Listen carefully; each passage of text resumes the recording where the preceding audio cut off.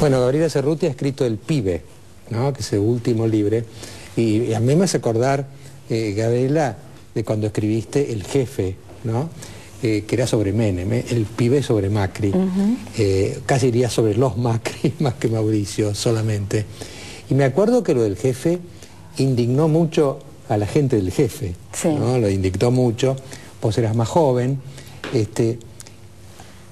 ¿Te parece que El Pibe sos tan maligna como fuiste con El Jefe?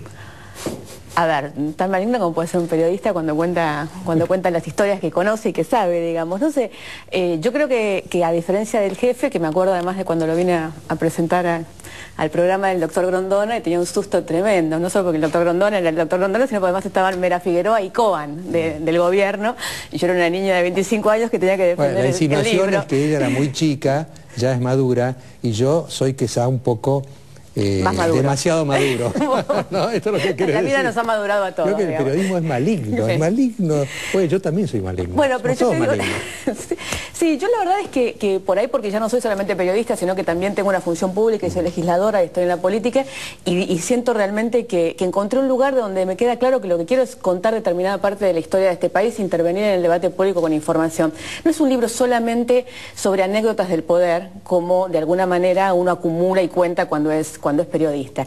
Yo creo que siendo periodista y ese periodismo político se basa mucho en los políticos, y este libro trata de tener una mirada sobre el otro poder, el poder que estaba construido y el que dialogaba y el que negociaba y el que acordaba con los políticos, que los Macri son como la gran representación del Estado paralelo, ¿no?, de la Fiat en Italia, del Estado que gobernó junto al Estado. Y por ejemplo, yo tenía la idea cuando empecé el libro, como muchos, que bueno, los Macri fueron el menemismo. Los Macri fueron todos los gobiernos. Fueron el peronismo del 73, fueron los militares, fueron el menemismo, fueron el radicalismo, y también tienen una cantidad de negocios en este momento con el actual gobierno, con una gran contradicción para Mauricio, que tiene, yo escuchaba recién lo que hablaban ustedes en el bloque anterior, Mauricio tiene el discurso del ajuste, pero la verdad es que uno lee los balances de SOGMA y solo quieren más obra pública, más inversión del Estado, más contratos con las empresas de ellos, digamos.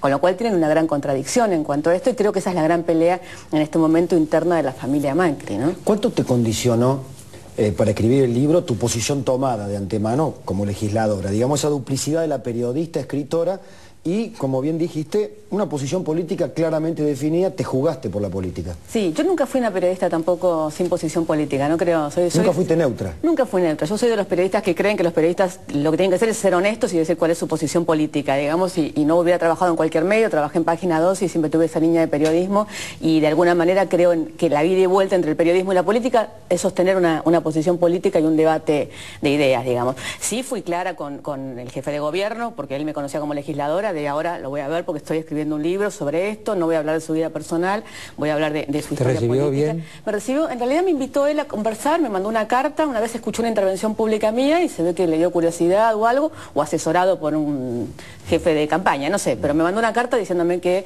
si iba a escribir sobre él prefería poder intercambiar información. Me pareció un gesto importante, que es un gesto que cualquiera debería tener, pero lo tuvo, con lo cual, y tuvimos 2 reuniones, intercambiamos algunos mails, y de alguna manera también me abrió las puertas para que mucha gente de su entorno, gente que podía contarnos, nos facilitara información, así que en ese sentido fue muy importante. El libro termina con una frase que le pedí en un último mail a él, bueno, si usted pudiera decir cómo termina el libro, cómo le gustaría que terminase, y él dijo, estoy contento de haber elegido ser en lugar de tener.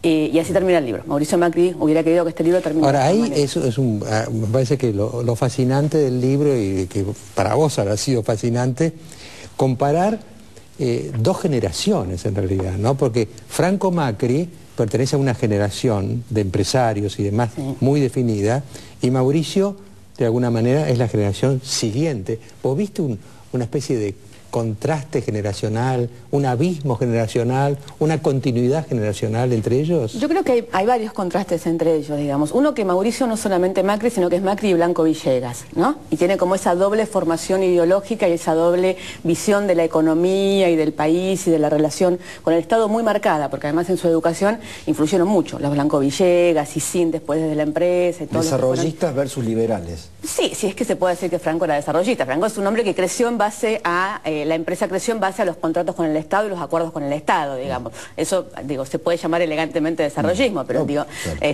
creció en base a que la empresa creciera junto al Estado. Mauricio claramente tiene una cabeza neoliberal, formado por Ricardo Sim, formado por Blanco Villegas, formado incluso en la UCD. Él se reivindica un militante de la UCD en su juventud y iba a clases con Álvaro Alzogaray, y las discusiones que hay con el padre con respecto a la economía tienen que ver con esto: dolarización o especificación en su momento en la salida de la convertibilidad, si había que cotizar o no en bolsa. Mauricio es de la idea de cotizar en bolsa y no solamente los ladrillos, como Franco se dice que él es el constructor, el de los ladrillos, y Mauricio cree en cotizar en bolsa.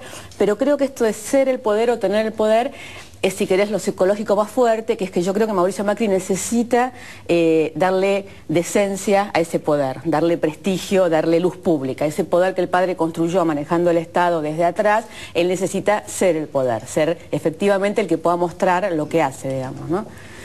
Digo, hay muchos, cuando hablo del libro, inmediatamente comparan con los Corleone. A mí me parece un poco exagerado, aunque hay una cantidad de situaciones... No, yo te digo que yo leí los dos, El jefe y Pibe, y realmente me parece, no sé si a vos te parece, porque vos lo escribiste, ¿no?, que en el Pibe hay menos agresividad implícita que en el jefe.